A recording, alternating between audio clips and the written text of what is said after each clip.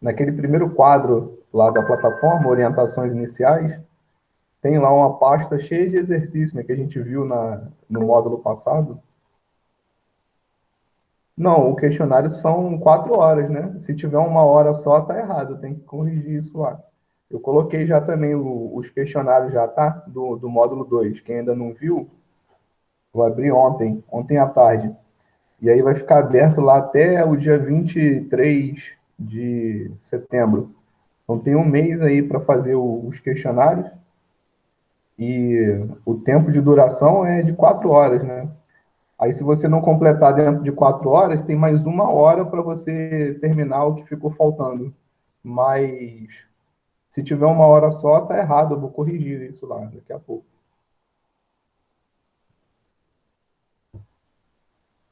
E aí tem uns exercícios naquela pasta, lá em orientações iniciais, que são exercícios que não valem nota, né? É mais para vocês treinarem mesmo o conteúdo. Eu coloquei 3 listas de exercícios, além das que já estavam lá do módulo 1, tá? O gabarito também está lá na pasta. Só que essas listas que eu coloquei, como elas são um pouco maiores, né, do que aquelas que a gente viu no módulo 1, então o gabarito ele não é completo, não. Ele só tem algumas respostas de algumas questões, tá? Mas para vocês terem uma ideia mesmo de como que faz. E aí na aula de hoje, a gente vai começar a falar sobre a primeira lei da termodinâmica, né? A gente discutiu na aula passada algumas coisas sobre o estudo dos gases. Então, na aula passada, deixa eu abrir aqui o slide da aula passada. Esse aqui.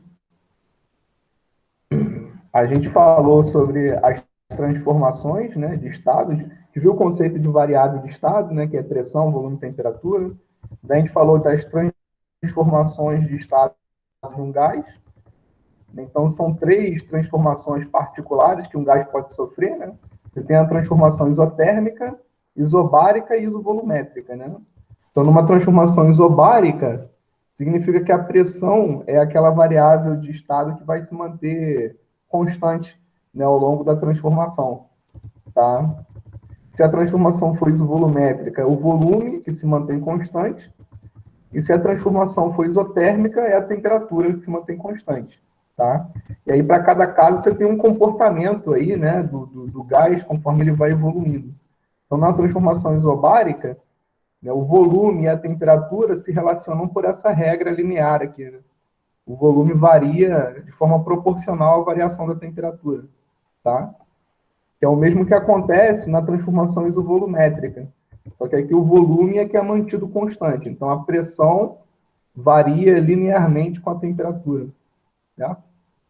E na transformação isotérmica, né, aí já acontece um pouco diferente, né? Você tem aqui uma relação entre pressão e volume, então a pressão ela é inversamente proporcional ao volume. Conforme o volume aumenta, a pressão diminui e vice-versa. Deixa eu aceitar quem está entrando aqui.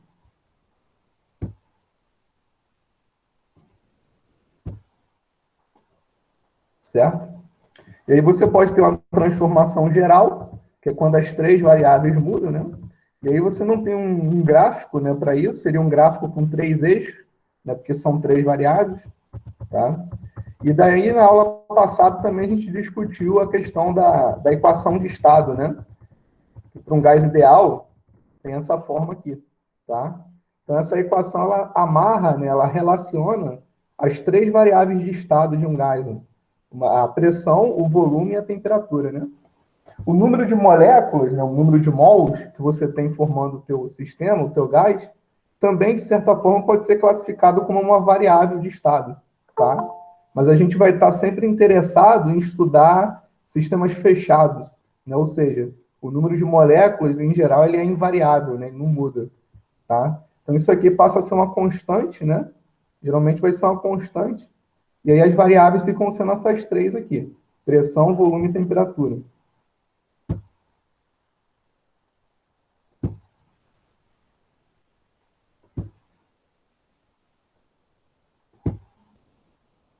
Certo? Então, isso foi o que a gente viu na aula passada, no final da aula passada. Essa equação aqui ela é muito importante, no estudo dos gases ideais, né, porque é ela aí que é a equação de estado, a equação fundamental, né, do estudo dos gases. Essa constante R é a constante universal, né, dos gases. Então, ela tem esse valor aqui, ó, 0,082, quando eu estou usando pressão em ATM. A gente viu também que isso aqui é uma unidade possível para pressão, né? Volume em litro e temperatura em Kelvin, tá? Então, essa é uma unidade aí possível para esse valor do R. Tá? Então, nessa unidade, o R tem esse valor, 0,082, tá bom? A gente vai ver, e isso na aula de hoje a gente vai discutir bem, que quando eu tenho pressão multiplicado por volume, isso tem dimensão física de energia, né? E a energia pode ser medida em joule, né? A unidade padrão de se medir energia é o joule, né? Então, a gente vai ver que eu posso fazer uma transformação aí, onde esse ATM vezes litro aqui vira joule. E aí, quando eu faço essa transformação, o valor do R muda, né? Ele passa de 0,082 para esse número aqui, 8,31 aproximadamente, tá? Então, é o mesmo R, o que muda é a unidade. E aí, quando eu mudo a unidade, o valor da grandeza, né, inevitavelmente, também tem que ser alterado, tem que ser mudado, né? Eu fiz uns exemplos aqui, são exemplos simples, né? E aí, o que a gente tem para a aula de hoje é discutir a primeira lei da termodinâmica. A gente vai entender o que é a primeira lei da termodinâmica. Inclusive, a primeira lei da termodinâmica é uma lei muito, muito simples, né? Muito intuitiva, como a gente vai ver aí ao longo da aula, tá? Na verdade, antes da gente começar a falar, né, da lei da termodinâmica propriamente dita, é interessante a gente dar uma discutida, né, o que é, essencialmente, né, de modo geral, a termodinâmica, né? Então, na termodinâmica, o que a gente faz é pegar um sistema, né, um sistema complexo, né, formado por um número muito grande de partículas, e aí esse sistema ele tem uma energia ali, né, associado à agitação daquelas partículas, né, que é a energia térmica. Essa energia é uma energia desorganizada, né? Que está associada a um conceito de entropia, que a gente vai discutir ainda no final desse módulo. Tá? Então, você tem uma energia ali desorganizada, e o que você faz é usar essa energia desse sistema para você realizar um trabalho que seja útil de alguma forma. Né? Então, por exemplo, os motores, né, a combustão, eles funcionam baseado aí no princípio da termodinâmica. Né? Você tem um sistema muito complexo ali, com uma energia desorganizada, né, de um sistema termodinâmico, um sistema de muitos corpos, e aí você usa essa energia para você conseguir produzir o movimento do carro e tal. Tá? Então, a termodinâmica basicamente é isso, é você pegar um sistema complexo, formado por um número grande de partículas, onde você tem ali uma entropia, né, associada àquele sistema, e aí você usa essa energia em teu benefício de alguma forma, tá bom? E aí a primeira lei da termodinâmica é uma lei que se refere à questão da transferência de energia do sistema para o meio externo, né? Ou vice-versa, do meio externo para o sistema, tá? Então, a primeira lei da termodinâmica, essa que a gente já pode começar a discutir aqui, é uma lei de conservação da energia, afinal de contas, tá bom? Então, essa expressão que a gente está vendo aqui, ó, ΔU é igual a Q menos W, né? O que são essas coisas? Ó? O ΔU é a variação da energia interna do sistema, tá? O U é a letra que a gente vai usar para representar a energia interna do sistema. Então, se eu tenho um ΔU, eu tenho uma variação dessa energia interna, tá? E aí, a primeira lei da termodinâmica diz o seguinte: a variação da energia interna do teu sistema termodinâmico é igual à quantidade de energia que você troca com o meio externo, na forma de calor, né? Menos o trabalho realizado por esse sistema, por esse gás. Tá? No nosso caso é um gás, né? Mas o sistema termodinâmico pode ser qualquer coisa, pode ser líquido, por exemplo, tá? Então, quando tu tem lá um sistema termodinâmico, você faz variar a energia interna dele de que maneira? Ou colocando ou retirando energia na forma de calor, ou então deixando aquele gás ou aquele sistema realizar um trabalho, ou você fazendo um trabalho sobre ele, tá? Então, essas são as duas formas que a gente tem de fazer esse sistema termodinâmico interagir, né? Vamos dizer assim, com o meio externo, tá? Então, você vê que essa lei aqui ela é bem intuitiva, né? Ela é lógico, né? Assim, não tem como discordar disso que está escrito aqui. Ó, a variação da energia interna do sistema é o que entra de energia menos o que sai, né, na forma de trabalho realizado pelo sistema. Né? Isso é bem fácil de aceitar, né? Vamos dizer que você tenha lá um sistema termodinâmico, né, que ele já tem naturalmente uma quantidade de 100 joules de energia, tá? E aí você coloca na forma de calor mais 50 joules, tá? Então, por esse ganho de energia na forma de calor, esse sistema tende a ter 150 joules de energia, né? Mas se ele realizar um trabalho de 30 joules, então o que vai ter de variação de energia interna? Vai ter 20, né? Entrou 50, saiu 30, ficou 20. Então, a energia interna do sistema passa a ser 120, né? Se ele tinha 100 inicialmente. Tá? Então, isso é a primeira lei da termodinâmica. É uma lei bem simples, né? E aí, com relação a essa energia interna do sistema, como a gente vai estar se referindo sempre a um gás ideal, né? A gente já discutiu na aula passada que toda a energia interna de um gás ideal está concentrada na forma de energia térmica, né? A gente sabe que, por hipótese, o modelo de gás ideal afirma que ali dentro daquele sistema você só tem energia de agitação das moléculas. Você não tem atração ou repulsão entre as moléculas. Não existe energia potencial dentro desse sistema, só energia cinética, né, de movimento das moléculas. Tá? E essa energia cinética de movimento, a gente sabe que macroscopicamente está associada ao conceito de temperatura, né? Então, a energia interna de um gás ideal só depende da temperatura do teu sistema termodinâmico, do gás, tá bom? E aí, se você tem um gás do tipo monoatômico, o que é um gás monoatômico? A molécula ela é composta de um único átomo, né? Então, os gases nobres, por exemplo, o hélio, o neônio, né, argônio, são gases monoatômicos. Você não precisa de dois átomos para formar uma molécula, como acontece no oxigênio, por exemplo. Você tem que ter dois ozinhos, né? Dois oxigênios formando a molécula, né? Dois átomos para formar uma molécula. Um gás monoatômico ele é formado por um único átomo. A molécula só tem um átomo, tá? Então, nesse caso, quando o seu gás ele é monoatômico, a energia interna desse gás é dada por essa regra aqui. Tá? Isso vem da teoria cinética dos gases. Tá? Então, é 3 meios de nRT. Tá? Esse N é o número de mols, o R é a constante universal dos gases, e T é a temperatura, né, em Kelvin, em valor absoluto, que esse sistema tem. Tá bom? Então, se o gás for monoatômico, aqui aparecem 3 meios. Se o gás for diatômico, o oxigênio, por exemplo, né, que você tem dois átomos formando a molécula, então vai aparecer um 5 aqui, tá vendo? Aumentou em 1, né? Você somou mais 1, né? 3 meios mais 1 dá 5 meios. E aí, se você tiver um gás triatômico, né, formado por 3 moléculas, aliás, a molécula é formada por 3 átomos, aí soma mais 1. Então, esses 5 meios vira 7 meios. Tá? Vai aumentando de ímpar em ímpar. De 3 vai para 5, de 5 vai para 7, e assim sucessivamente. Tá bom?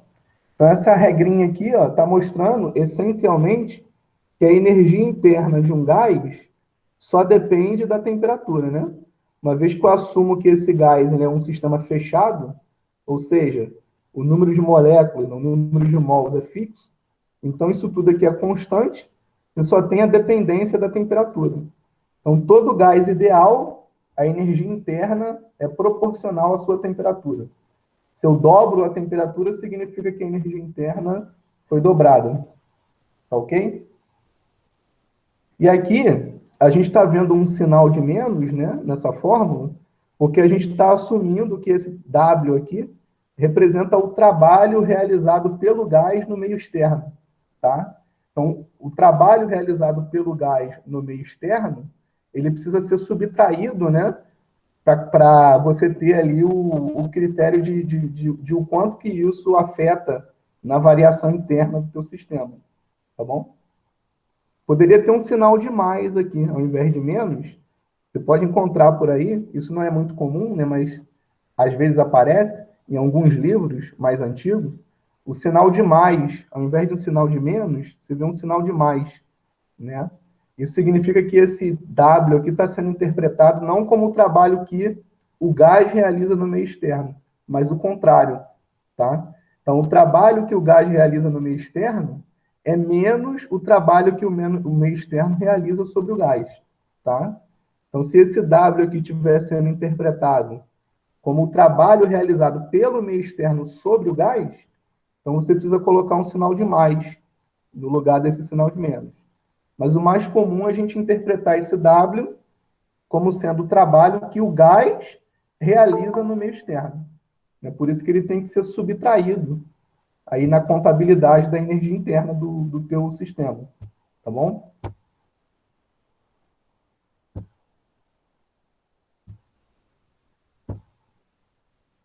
Tudo bem? E aí o que a gente vai fazer aqui ao longo da aula de hoje é discutir essa primeira lei da termodinâmica, né? Com base naquelas transformações de estado que a gente viu na aula passada. Né? Como é que fica essa primeira lei da termodinâmica para uma transformação isobárica, ou para uma transformação isotérmica, né? Ou para uma transformação isovolumétrica. Né? Conhecer, né, a primeira lei da termodinâmica para essas transformações é muito importante aí no estudo da termodinâmica. Então é isso que a gente vai fazer aqui ao longo da aula de hoje. Tá? Só que antes, né, claro, a gente precisa falar um pouco mais sobre esse trabalho aqui, realizado pelo gás, tá? A gente tem que discutir melhor, né, esse conceito de trabalho, tá? Não sei se vocês lembram, lá da Física 1, né, o trabalho tem a ver com a variação de energia, né? Quando você tem um objeto parado, por exemplo, uma caixa, né, um bloco em cima de uma mesa, e daí uma força começa a realizar um trabalho sobre esse bloco, o que acontece é que a energia cinética desse bloco aumenta, né? Ele estava parado, daí ele começa a ganhar velocidade. Enquanto eu tiver uma força diferente de zero atuando nesse objeto, ele vai estar acelerado, né? Então a sua velocidade vai estar aumentando. Significa que ele vai estar ganhando energia cinética. Né? Então o trabalho é isso, é um processo de transformação de energia, né, de uma forma em outra. Você tem ali uma energia sendo gasta, né, de uma fonte para poder empurrar aquele objeto, e aí essa energia que está sendo gasta, entre aspas, na verdade, ela está se transformando em energia cinética através do trabalho que está sendo realizado. Né? Então, o trabalho é isso. É um processo de transformação de energia de uma forma em outra. É por isso que a gente mede o trabalho em Joule, que é a unidade padrão de energia. Tá? Então, como é que funciona o conceito de trabalho quando eu estou num gás, né? Mais especificamente num gás ideal? Eu vou colocar aqui em modo de apresentação, que eu acho que fica melhor para mim.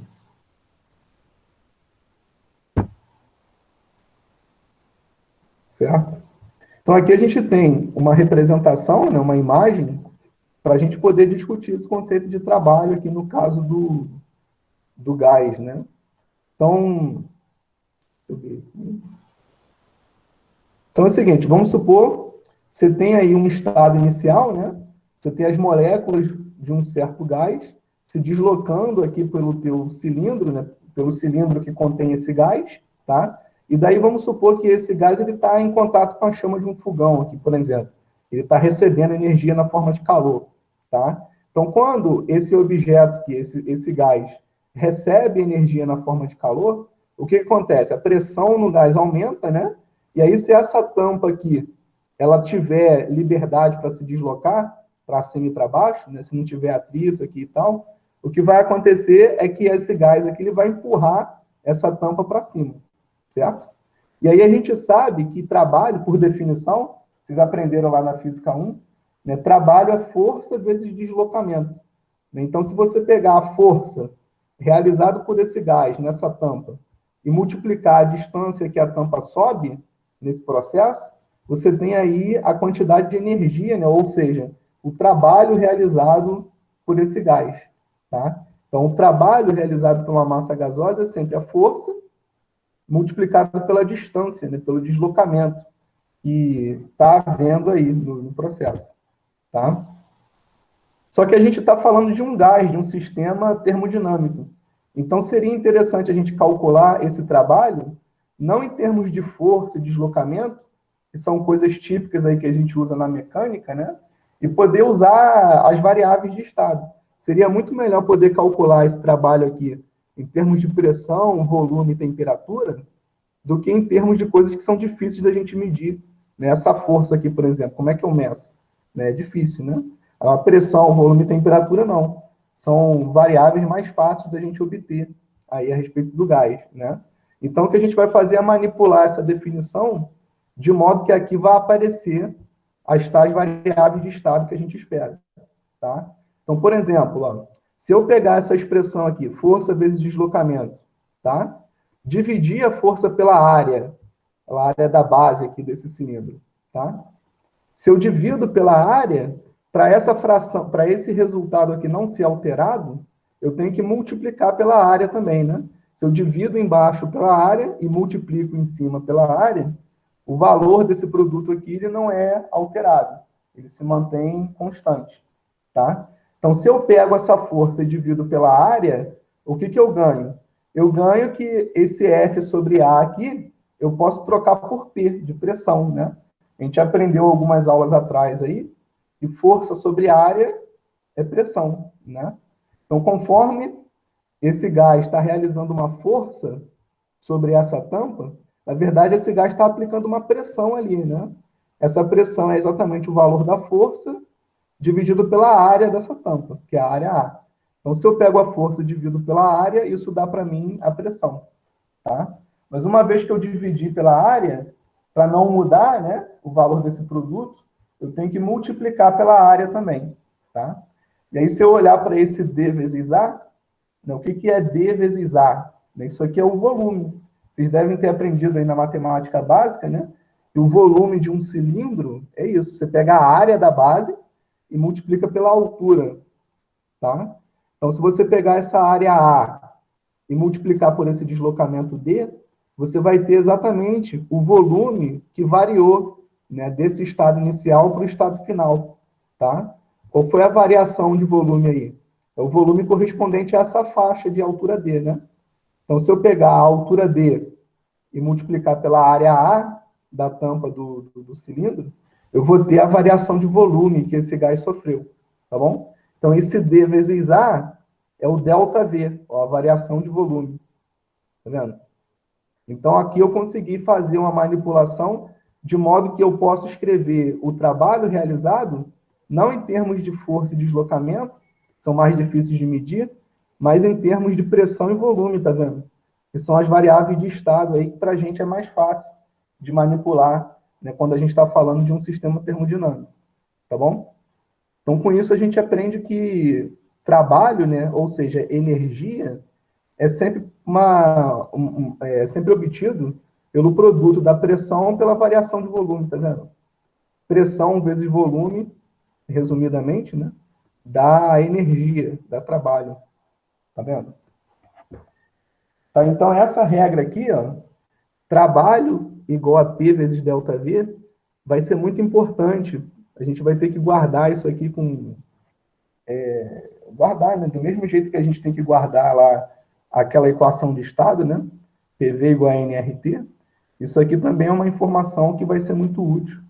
Então, a gente tem que decorar aí, lembrar que trabalho, né, realizado por uma transformação gasosa é sempre o produto da pressão pela variação de volume, tá bom? Ou seja, esse W aqui é dado por isso aqui. E com relação ao calor, né?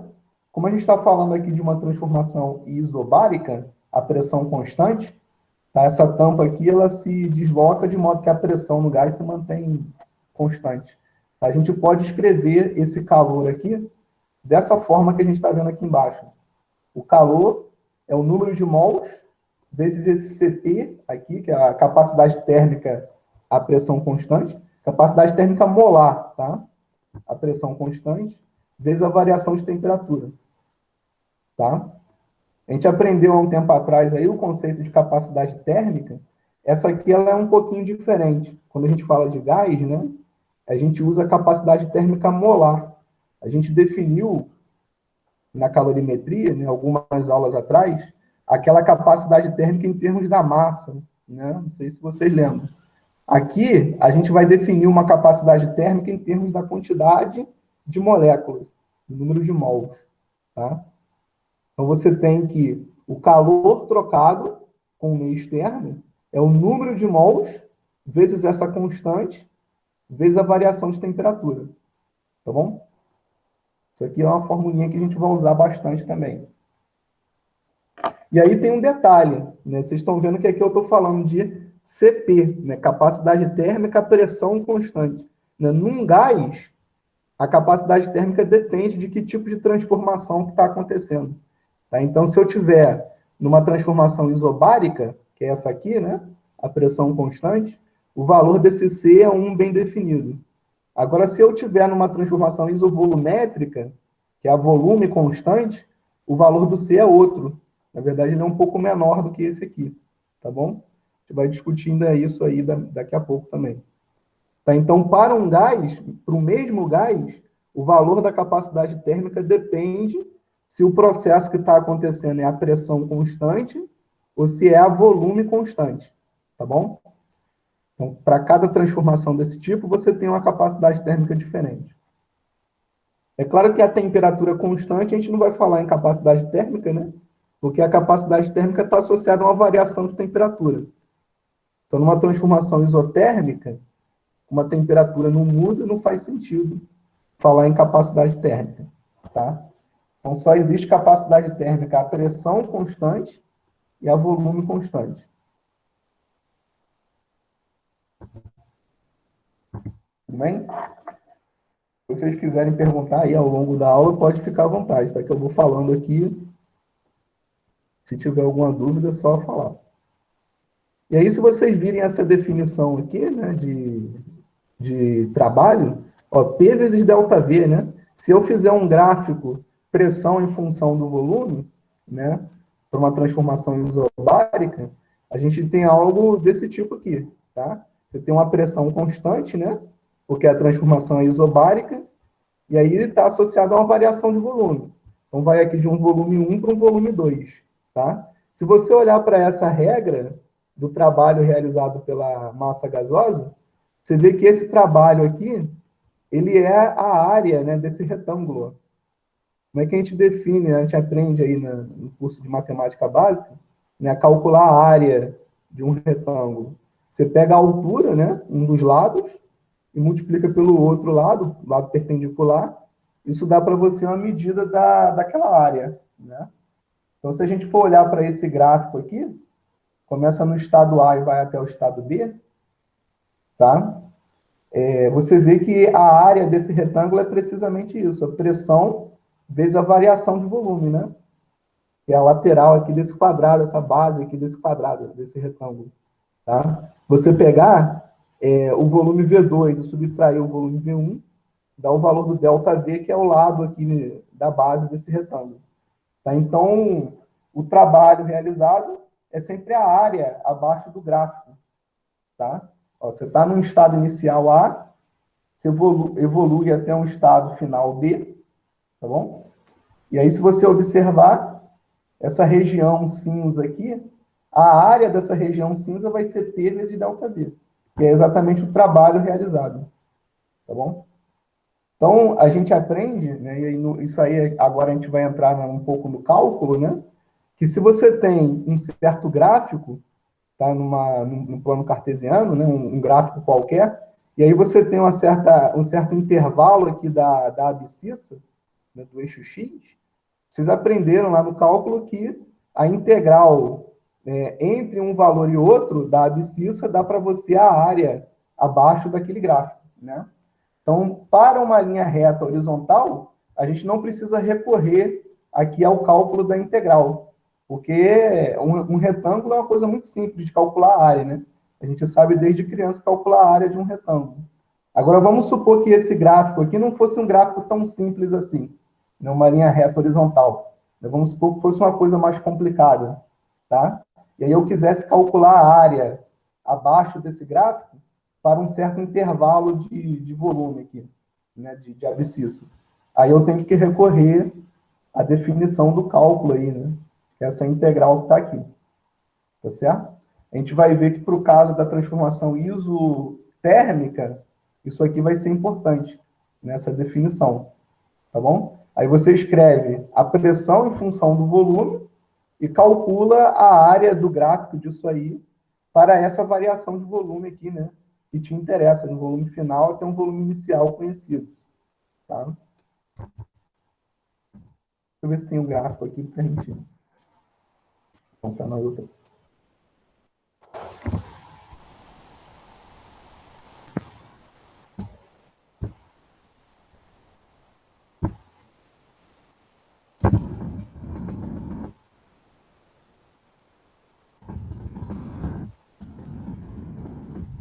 Ó, uma transformação isotérmica, né? Você tem uma curva aqui, tá vendo? E aí vamos supor que você queira determinar o trabalho realizado desde um volume V1 até um volume V2. Tá? Como é que eu determino esse trabalho? O trabalho vai ser a área dessa região aqui, ó, abaixo do gráfico, né? Entre V1 e V2, tá? E aí como é que eu faço para calcular essa área se não for por meio do cálculo, né? Da fórmula da integral ali, né? Não tem como. A gente só sabe calcular a área, né, sem recorrer ao cálculo se o nosso gráfico for uma linha poligonal, né? Ou seja, formado por linhas retas, tá? Agora, quando eu tenho um gráfico que é curvo, assim, ó, é uma linha curva, né? Para eu calcular a área dessa região, aí não tem jeito, a gente não consegue fugir, né, da definição do cálculo, que é através da integral, tá? Então, vamos supor que eu queira calcular a área dessa região aqui, entre o volume V1 e V2. Como é que eu faço isso? Primeiro eu escrevo a pressão em função do volume, né? Então, eu vou ter que escrever uma função, né, P de V, e aí, uma vez que eu tenho essa função conhecida, eu calculo a integral dela pelos métodos que a gente aprende no cálculo, e aí eu obtenho o valor dessa área, tá ok?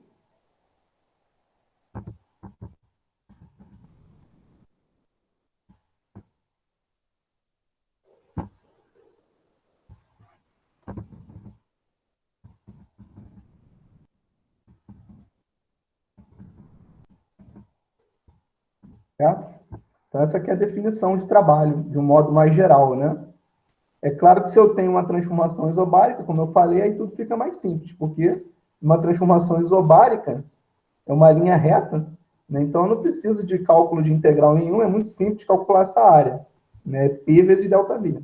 Mas se a coisa for um pouco mais complicada, como é o caso da transformação isotérmica, aí a gente vai ter que recorrer a essa definição. Aí, numa transformação isovolumétrica, como é que fica o trabalho realizado? Para o calor, ó, tudo se passa da mesma forma ali como aconteceu na transformação isobárica, né? O calor, ele vai ser dado aí em termos de uma capacidade térmica, né? Como aqui eu estou numa transformação isovolumétrica, a volume constante, então essa capacidade térmica é uma capacidade térmica CV, tá vendo? É uma capacidade térmica a volume constante. Então, a capacidade térmica molar a volume constante, tá?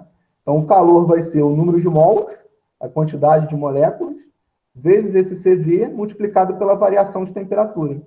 Então, aqui, no caso da transformação isovolumétrica, faz sentido eu falar em ΔT, né, porque existe variação de temperatura numa transformação isovolumétrica, do mesmo jeito que acontece na transformação isobárica, tá?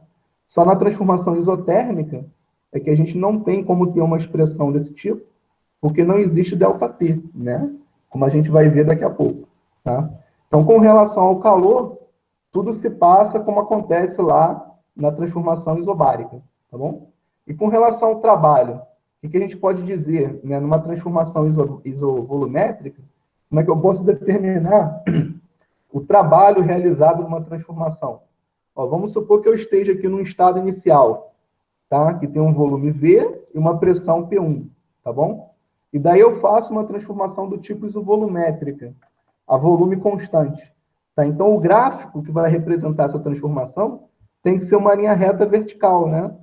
Porque se a variação de volume é zero, é nenhuma, tá? Então, Se eu estou num volume inicial V, depois que eu realizo a transformação de estado, quando eu chego no estado final, eu preciso manter ali no mesmo volume, tá?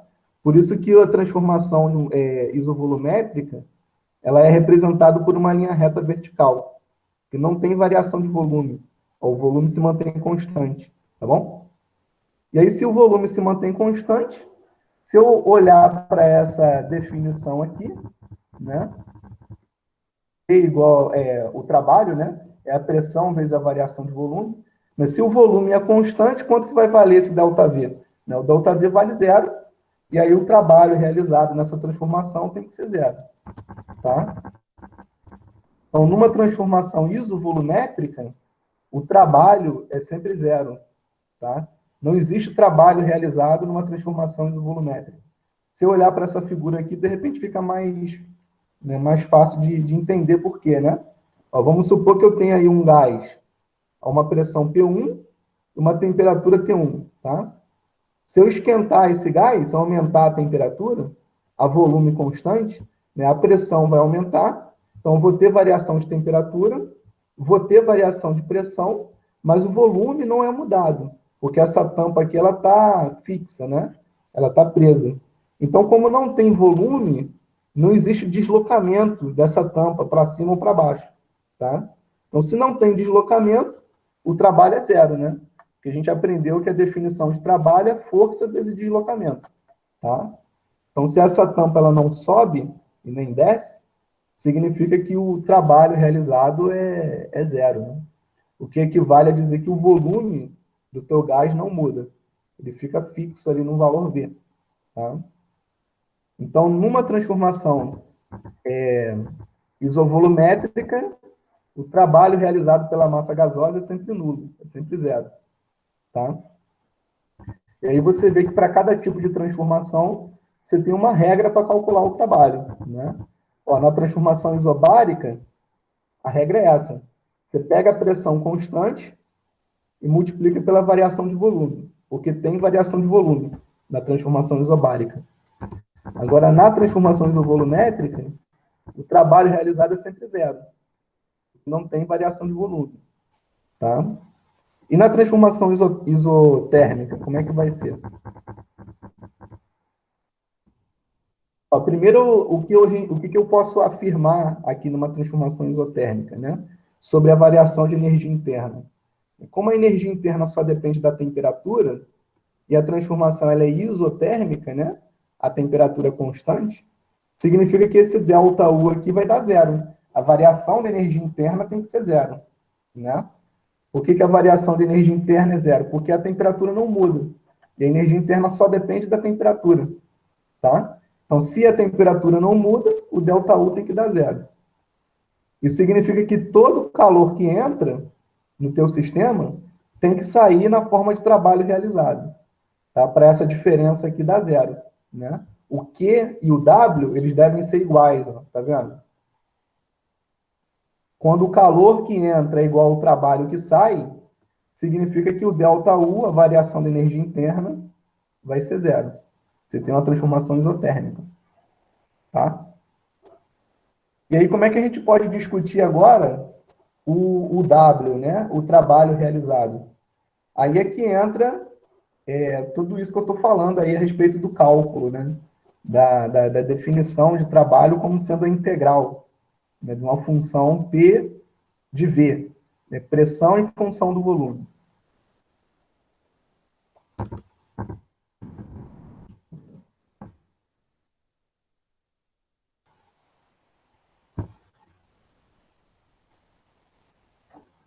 Tá, então a conta está feita aqui, e aí a gente só vai precisar fazer essa conta uma vez na vida, né? Que é para chegar no resultado aqui. Depois que a gente entende que o resultado é esse, a gente nunca mais vai precisar voltar a fazer essa conta novamente. A gente vai sempre usar esse resultado aqui, tá bom? Então é o seguinte, vamos entender o que está acontecendo aqui. Ó, você tem uma transformação isotérmica, né? Então, se a transformação é isotérmica, o gráfico é essa curva aqui, né? Conforme a gente viu aí alguns minutos atrás, tá bom? O que eu quero é determinar o trabalho realizado pela massa de gás, quando essa massa de gás varia desse volume inicial até esse volume final, tá bom? E aí, pela definição que a gente acabou de aprender, de conhecer, o trabalho realizado nessa variação de volume é essa área cinza aqui, né? É essa área dessa região, tá bom? E aí, como é que eu calculo a área dessa região? Eu pego e calculo a integral dessa função que dá esse gráfico aqui, nesse intervalo aqui de volume, né, de VI até VF, tá? Então, é essa conta aqui, ó, tá vendo? Eu pego a pressão em função do volume e integro de VI até VF, tá? Mas aí, que função é essa? O grande problema nosso é determinar que função aí que me dá, né, a pressão em termos do volume, né? Então, a gente vai usar a equação de estado. Como a gente está falando de um gás ideal, né?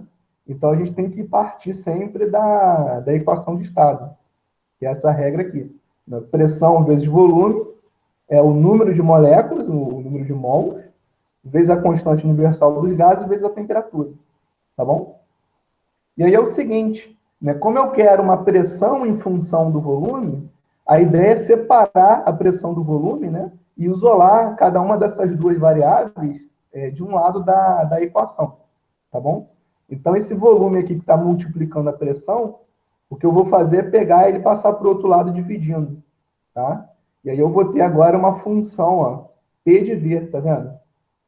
Eu escrevi a pressão em função do volume, quando eu escrevo essa fração que está aqui, tá? Isso porque tudo que está aqui em cima é constante, né? Ó, o número de mols, o número de moléculas do gás é mantido constante, né? A constante universal dos gases é sempre uma constante.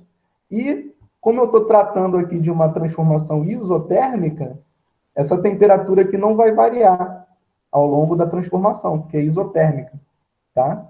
Então, a única coisa que varia nessa fração é o volume, tá? Então, o volume é a variável da minha função. Seria o f de x aí, né? O v é o x da função, tá bom? E aí o que eu tenho que fazer é integrar essa função aqui, desde VI até VF, tá? Então, eu vou pegar essa expressão e vou colocar no lugar de P aqui dentro da minha integral, tá vendo? Que é o que está escrito aqui em cima, tá? E aí o que eu tenho aqui em cima não é uma constante, tudo isso não é constante, então a gente pode tirar essa constante da integral, né? E daí isso que está escrito aqui em cima, né, se torna isso que está aqui embaixo. Né? Eu peguei o nRT e tirei, né, para fora dessa integral. E aí o que eu tenho é que integrar 1 sobre V. Tá? Vocês devem ter aprendido no cálculo que a integral da função que é 1 sobre V é o logaritmo, né? O logaritmo natural. Tá? Então, integrar 1 sobre V é você obter essa função logaritmo de V aqui, variando entre VF e VI, né? O volume final e o volume inicial. Tá? Por isso que aparece essa subtração que está aqui embaixo. Vai ser o ln de VF menos o ln de VI. Tá ok? Então, isso é o resultado da integral. Dessa integral aqui. Por isso que o trabalho realizado numa transformação isotérmica, né, é dado por essa expressão. Ok? Só que isso aqui, essa subtração, a gente ainda pode melhorar um pouco se a gente usar as propriedades do logaritmo, né? Que a gente já aprendeu também há algum tempo atrás. A diferença desses logaritmos aqui é o logaritmo da razão, né, entre VF sobre VI. Tá bom? Então, isso que está escrito aqui, ó, nRT, disso que está dentro do parênteses, né, o que está no parênteses você pode escrever dessa forma. ln de VF sobre VI. É uma propriedade dos logaritmos aí. Tá bom? Então, resumindo, né, como é que eu calculo o trabalho, né, realizado numa transformação isotérmica a temperatura constante? Né, a regra para calcular o trabalho da massa de gás que evolui de forma isotérmica, a regra é essa aqui, tá bom? Você pega o volume final sobre o volume inicial, tira o logaritmo disso, e aí multiplica por essa constante, dá para você o trabalho realizado, tá? E é interessante a gente observar o seguinte, ó, quando o gás vai de um volume inicial baixo para um volume final alto, tá? O VF é maior do que o VI, tá? Essa razão aqui, ó, VF sobre VI ela é maior do que 1, tá? O logaritmo de um número maior do que 1 é maior do que zero. Ou seja, esse trabalho realizado aqui ele é maior do que zero se o volume aumenta, né? Que é o que a gente espera, né? A gente sabe que quando o volume do gás aumenta, significa que o trabalho realizado por ele é positivo, é maior do que zero. Tá? Isso se verifica.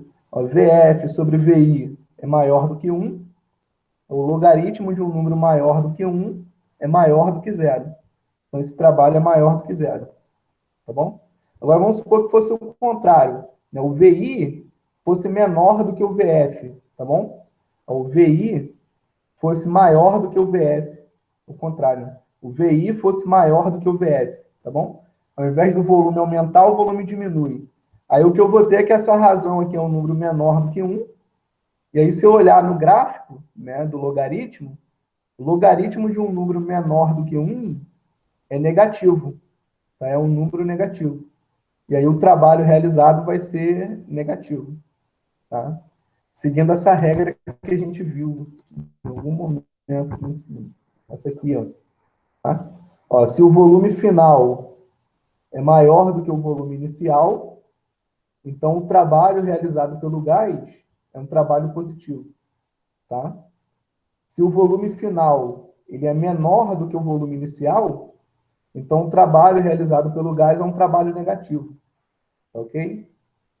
Então, se o gás expande, ele está jogando energia para fora, na forma de trabalho. Por isso que o trabalho realizado por ele é positivo. Agora, se um gás ele é comprimido por uma força externa, né, significa que o trabalho realizado por ele é negativo. Então, vai estar entrando energia dentro do teu sistema na forma de trabalho. Tá bom?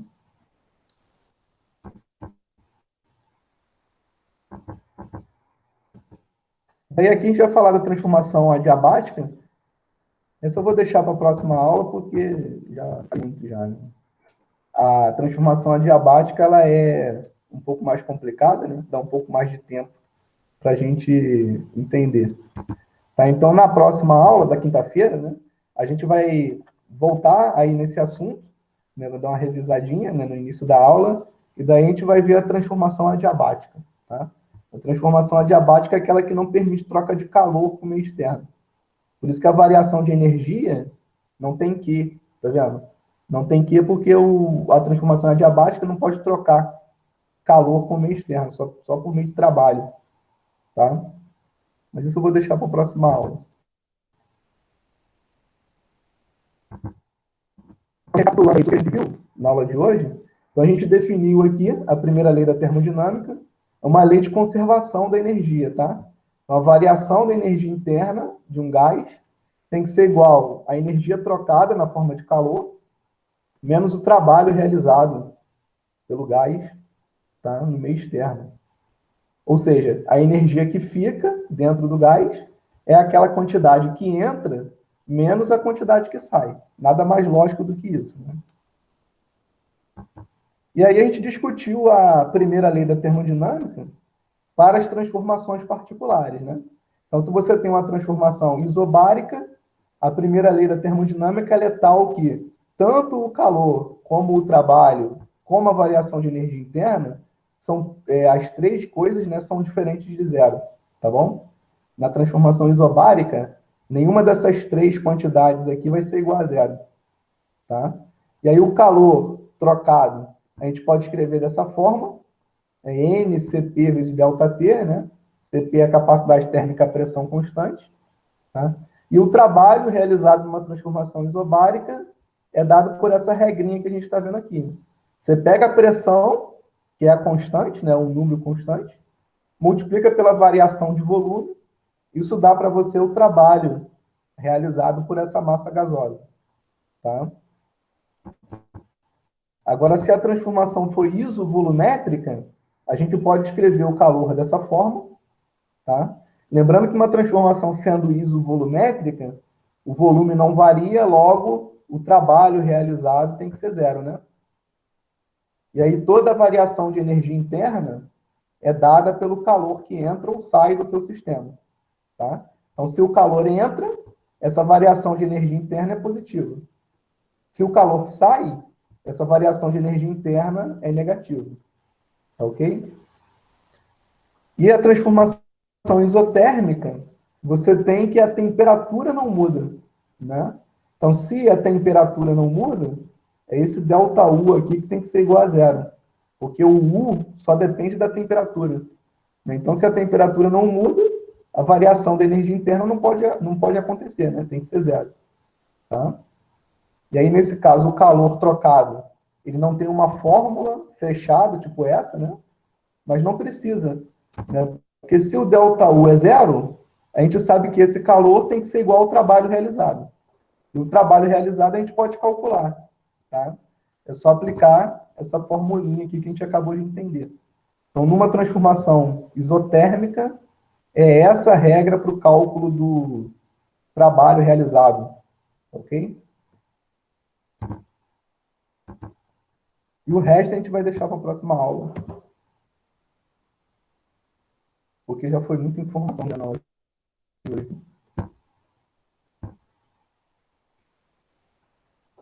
Certo? Qualquer dúvida, só perguntar aí. Vou passar aqui a lista de presença. E aí, se vocês quiserem tirar alguma dúvida, fazer alguma pergunta dessa aula, das aulas anteriores, estou à disposição aqui. Se não, por hoje a gente encerra. E aí, na quinta-feira, às 19 horas, a gente está aí de novo.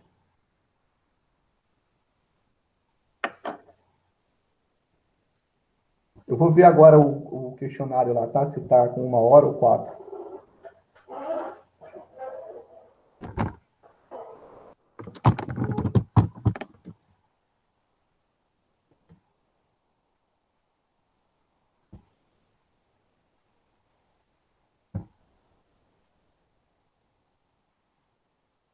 É quinta. Boa noite.